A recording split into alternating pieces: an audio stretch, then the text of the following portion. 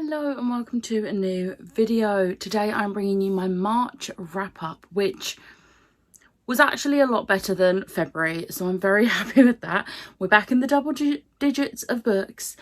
So in March I completed 13 books. I'm very happy with that, like very happy. That's more my average total in a month. I did DNF 2 books, so I'm not really going to go into too much detail because I did in my vlogs, but I did DNF The Accidental Witch by Gemma Perfect, not going to go into it, and Silk Fire by Zabe Ella, which again, not going to go into it. So I DNF'd those, but I completed 13 books and altogether I read 5,799 pages. Of those, I read 10 were, I had the physical book in front of me, 3 were ebook, this is including the DNFs though, and 6 I had the audiobook. So of the ones that I had the audiobook, only 2 were completely audio. The others I had the book in front of me or I was switching between physical and audio.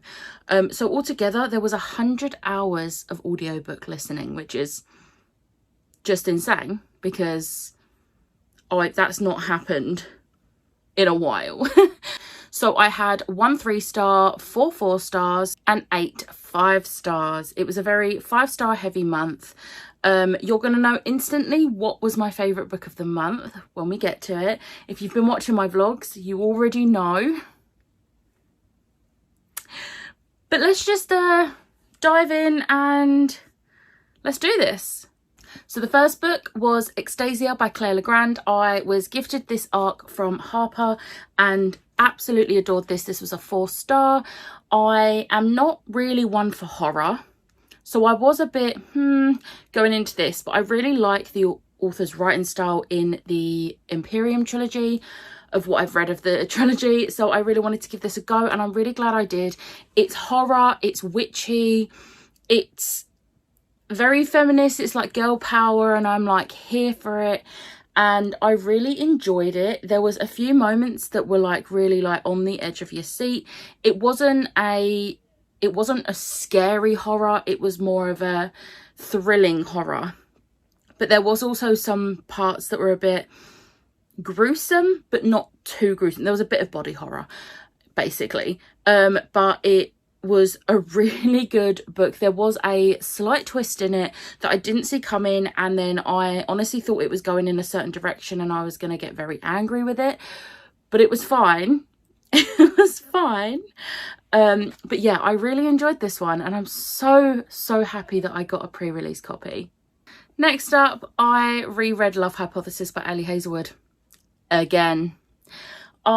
This I actually listened to the audiobook fully this time, and it was very much a I had to like deep clean and I needed an audiobook, but all of the audiobooks that I had on my TBR for this month either weren't available until later in the month or they were buddy reads that I weren't starting at that point. So I just sort of thought I'll just pick up any like audiobook I want to listen to, and I was scrolling through and saw this and I was like, yeah, I'm gonna reread Love Hypothesis. Obviously 5-star. I talk about this constantly, and little sneak peek, this is not the only Ali Hazelwood book on this wrap up, and I'm very happy about that. But I absolutely adore this every single time I read it, and I don't think that's going to change. So yeah. Next up we have Moonlight, the complete collection. This is by Brian Michael Bendis and Alex Maleev. This is the collection of 12 issues from the 2011 branch of comics. I don't know, collection. This I actually got because obviously with the TV show starting on the 30th of March, I wanted to have a bit of an insight into Moon Knight.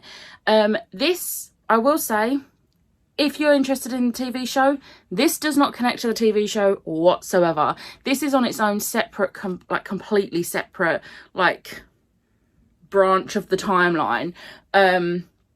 But having said that, if you're not really fussed about it being linked to the TV show, I would highly recommend this. This is a lot of fun. There is other characters mentioned that you might know from other like not just Captain America, Spider-Man, Wolverine. There are other characters that are mentioned that if you're into Marvel, you will recognize them, and this is a different take on them. So I highly recommend this one. It is a really good one, but just go into it knowing that this is nothing to do with the TV show. It is a completely separate one, but it is fun to read, and this got a 4-star. Next up, I read the book that has been on my NetGalley e-arc shelf for literally the longest, and that's Catfishing on Catnip by Naomi Kritzer. I also was gifted this amazing hardback by the lovely Shell for my birthday, so I now have it in physical copy, which I'm so glad about because I absolutely loved this book. This was a 5-star for me. I'm kicking myself that I never got to it sooner. So this is basically about social media and not knowing the people that, like, not necessarily knowing who it is you're talking to online, but there's also an AI character, and there's also the main character and why her and her mum are constantly changing where they live. So yeah, I'm very much going to be recommending this one going forward, and I found out that there's a sequel, so I will be looking to read that one soon because this was just such a good book. Next up, we had The Golden Fall by Robin Hobb. This was a 4-star. I am absolutely loving this trilogy, which is still a shock for me because of how much I hated the first trilogy. I'm really starting to enjoy the characters in this. I actually feel for Fitz. I love the Fall. There is a link in this one especially, and the first one in this trilogy, but there is especially a link and some mentions of previous books in this one, which it just made my heart happy. I loved it, and I'm really enjoying buddy reading these with my friend Kelly. We will be reading the 3rd and final book in this trilogy next month, or rather this month because it's April now, and I'm just really excited. Next up, we had my reread of City of Glass by Cassandra Clare for the By the Angel Along. This one is one, without spoilers, this one is a very pivotal book in the series because this was actually originally supposed to be like 2 trilogies, and then it was just combined into one 6-book series. So this one sort of wraps up a lot that's been going on in the first 3 books, ready for, you know, the rest of the series. And I had so much fun tabbing this one. I cry at a lot because there is things that happen, and we actually had the live show for this last night, so on Saturday, and it was so much fun. There's so much to talk about in this book that we ended up on live for almost 2 hours. So if you want to check that out, obviously it is full of spoilers, that live show, so only go watch at your peril, like. But if you want to check that out and see what we talked about, I will leave that down below or up here somewhere, wherever it is. So yeah. Next up, I did my reread of The Invisible Life of Addie LaRue by V.E. Schwab. This was the March-April book for Spoops' Patreon book club, and I took that opportunity to reread, as well as the fact that I met V.E. Schwab on the 25th of March, and I wanted to get a signed and personalised copy of my annotated copy. So yeah, I tabbed and annotated. You can't even see the annotations. Where are the annotations? Let's see if I can get to one where I had an annotation. There was little annotations. So yeah, I had so much fun rereading this and tabbing and annotating it, and then getting it signed and personalised. So yeah. Next up, we had Strange Magic by Sid Moore. This was actually on my roll of reads TBR for second chance, because I have previously tried reading a Sid Moore book and DNF'd it, and I really wanted to give this one a chance because I've said in my vlogs and everything, the reason I DNF'd the other book isn't in this book. So, you know, wanted to give it a go. This author is one of my mum and my sister's favourite authors, and this one sounds really good, and unfortunately it was a 3-star for me, and I'd say it was probably on the lower end of a 3-star as well, which is a shame. I just wasn't a massive fan of the main character and how she viewed things and said things, and there was a relationship that just felt very forced, and I just wasn't a massive fan. I am undecided whether I'm going to continue the series at this point, but I think maybe this author isn't for me, which is a shame, but oh well, it can't be for everyone. Next up, we have Near the Bone by Christina Henry. I buddy read this with Jem and Lisa, and oh my god, this was so good. This was a 5-star. Christina Henry, you know, came and delivered again, which I was so happy about, because at the very beginning, so obviously this is a horror, and it's very much look up trigger warnings if you need to, because to be fair, it's kind of hinted at in the blurb, but there's a thing in this which I didn't think would be such a big plot point, and it was basically half the book, like half the plot point. And while I didn't enjoy that as much as this plot point, I did still think it was a really good book, enough that it was 5 stars. It was so atmospheric. Christina Henry just knows how to write atmosphere. I say it every time I read one of her books, it is just everything. And I was on the edge of my seat, and there was one moment that literally had me saying out loud, oh my god, no. So, you know, for it to get a reaction like that, there was no way this was going to get less than a 5-star. Next up was my reread of Cinderella is Dead by Kaylin Bayron for the Recreate Book Club. Obviously, March was my pick.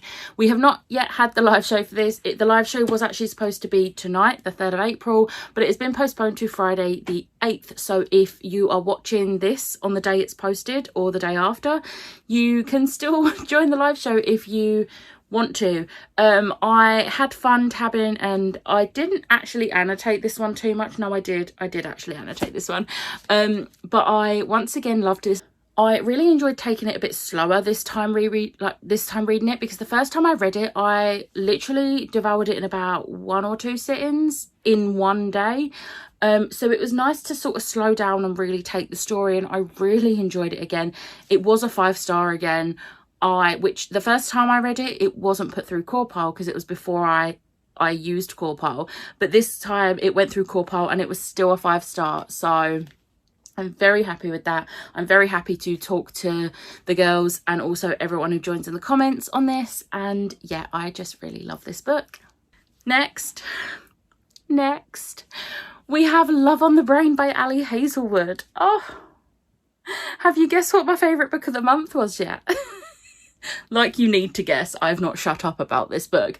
I was very, very lucky to receive a proof copy of this book from the publisher. I cannot stop thanking the publisher for this, because I can never thank them enough, because this was my most anticipated book of the year, and not only did I get a proof copy, but I got the hardback signed proof copy, which just... This book was absolutely incredible. It was a 5-star, obviously, and I didn't think a book was ever going to beat Love Hypothesis to my favourite book ever, but I think this has done it, and I'm kind of having a bit of an existential crisis about it, because I don't know how to feel about that. Because I'm like, how can she just keep getting better at writing books? But I loved the main character in this. I feel like a lot of people's problem with Love Hypothesis is the main character, Olive. I think people are going to like B a lot more, which I'm excited for people to start being able to read this when it is released in August, because I also want to see people's opinions on the love interest in this book, because personally, I actually love him more than Adam Coulson, which I know. I hope you're sitting down when you heard me say that, because I know. Hence the existential crisis. But I still love Adam, but I also love him too. So yeah, this is a very much enemies to lovers, and Yes, I absolutely love it. It's going to become my entire personality, like Love Hypothesis did. So be prepared for that, because you're probably going to get sick of it. And I kind of apologise, but kind of don't. Next we have Gallant by V.E. Schwab. This one got a 4-star, which I know a lot of people are shocked that I've given a V.E. Schwab book 4 stars. It is not the first book by Schwab to get a 4-star. Just want to point that out. But I did really enjoy this. I do partly think that I was let down a little bit by the fact that I had just reread Addie and I had just read Love on the Brain. So I think maybe that overshadowed it, and maybe I rushed this a little bit. I'm not sure. I am curious to see if on a reread it would get a higher rating, but I did really enjoy this. I loved the main character, Olivia. I thought she was awesome. I will say, the blurb for this says 16-year-old Olivia Pryor. Just so you know, she's not 16. She's 14. 14. I don't know why they've put in the blurb that she's 16, because she definitely isn't. But this was very atmospheric and creepy at times. And what I love most about this, and the author even said this at the event I went to with the signing, this book was sort of like written for no age in particular. So whilst it is technically a young adult book, any age group from middle grade up can read this and enjoy it and appreciate it. And I completely agree with this. At times it does feel like it's a little bit middle gradey, but then others it's very much YA, and it is very much for all ages. And I really enjoyed it. And like I said, I'm sad it didn't get 5 stars, and I think maybe on a reread it might. And maybe a reread where I don't literally read it all in one evening, but I really wanted to read it, so I weren't going to deliberately slow myself down on it. Maybe I'll have to buddy read it on a reread. But yeah, I really enjoyed this, and I do recommend this one because it was a really good story. And then the final book I read in March was Caught by Tracy Wolff. I've said this every time, but thank you again, Liv, for lending me this book, because who knows when the paperback's going to come out, because the paperback of the 3rd book hasn't even come out yet. So I'm very grateful that Liv trusts me with her hardback book. But I absolutely adored this. This was a 5-star. Are we shocked? No, we're not. I don't know how much I can say about this without spoiling, but I love the characters in this even more than the previous books. My favourite character continues to be my favourite character. I thought the plot was a bit rushed in points.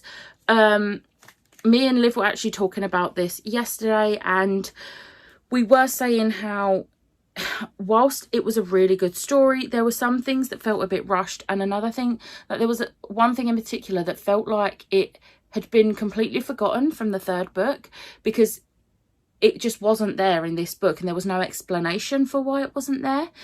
So I am a little bit confused on that, but and like some parts felt a bit rushed, and it felt like something's been wrapped up and something's been left purely so that there is another book, and it just feels a bit but this is sounding like not a 5-star. It is a 5-star. Promise you it's a 5-star, because overall this book broke me. Can I just say, broke me into pieces. I was like crying. I had to turn my camera off on sprints because I was sobbing. But overall this book was absolutely incredible, and I just will continue to recommend this series to everyone and anyone, because it is just such an incredible series. Right, that's all the books I read in March. I am still very much gutted because I managed to complete my March TBR except one book, which is Shadow Kiss. I am currently in the process of reading it, and hopefully we'll finish it today, but we'll see, because I do need to start my very chunky April TBR. But you know, I had a very busy few days for my birthday and the days surrounding my birthday, so it can't be helped. I'm not going to be hard on myself, you know. It's fine. I had plans. But I hope you enjoyed this video. Let me know in the comments below what was your favourite book of the month in March that you read. Let me know if you've read any of these, and also share my opinions. I know Rosie is not happy that Gallant got a 4-star and not a 5-star from me, and I apologise in advance.